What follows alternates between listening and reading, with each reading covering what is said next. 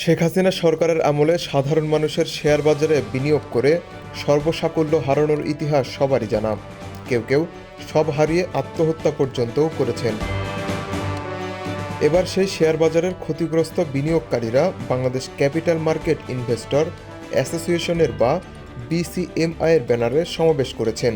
সোমবার ৩ ফেব্রুয়ারি দুপুর ২:৩০টার দিকে ঢাকা স্টক এক্সচেঞ্জের পুরনো ভবনের সামনে এই সমাবেশ শুরু হয়। হাজারের বেশি বিনিয়োগকারী সমাবেশে উপস্থিত হয়েছে।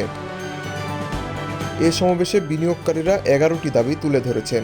সেগুলো হলো, Bangladesh securities and exchange commission বা বিএসইসির চেয়ারম্যান ও ইনভেস্টমেন্ট কর্পোরেশন অব বাংলাদেশ বা আইসিবির চেয়ারম্যানকে দ্রুত অপসারণ করে নতুন যোগ্য চেয়ারম্যান নিয়োগ করে পুঁজিবাজার বাঁচাতে হবে।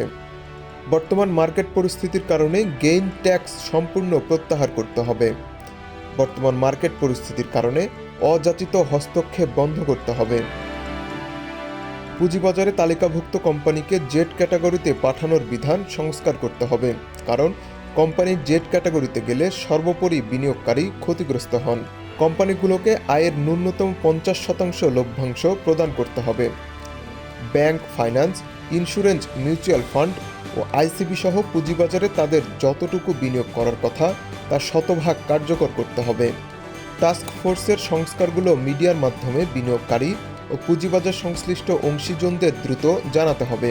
সংস্কারের নামে কালক্ষেপণ করে বিনিয়োগকারীকে ক্ষতিগ্রস্ত বা সর্বশান্ত করা যাবে না। কোম্পানিগুলোকে ন্যূনতম শেয়ার ধারণ ৩০% অবিলম্বে কার্যকর করতে হবে। বিএসইসির দায়িত্ব অন্তত 10টি মিউচুয়াল ফান্ড দ্রুত সময়ের মধ্যে বাজার বিনিয়োগ নিয়ে আসতে হবে। পুঁজিবাজারের তালিকাভুক্ত কোনো কোম্পানি পরপর 2 বছর লভ্যাংশ প্রদানে ব্যর্থ হলে তাহার বোর্ড পুনর্গঠন করতে হবে। ফোর্স সেল বন্ধ করতে হবে। এছাড়াও সমাবেশে অংশগ্রহণ করেন বিএনপির জাতীয় নির্বাহী কমিটির সদস্য আবু নাসের মোহাম্মদ রহমতুল্লাহ, জামায়াতে ইসলামের কেন্দ্রীয় কর্মপরিষদ সদস্য ডক্টর শফিকুল ইসলাম মাসুদ, গণ অধিকার পরিষদের সভাপতি মোহাম্মদ নুরুল হক নূর, এবি পার্টির সাধারণ সম্পাদক ব্যারিস্টার আসাদুজ্জামান ফুয়াদ, রাষ্ট্র সংস্কার আন্দোলনের অর্থ সম্পাদক মোহাম্মদ দিদারুল আলম ভূঁইয়া সহ আরও অনেকে।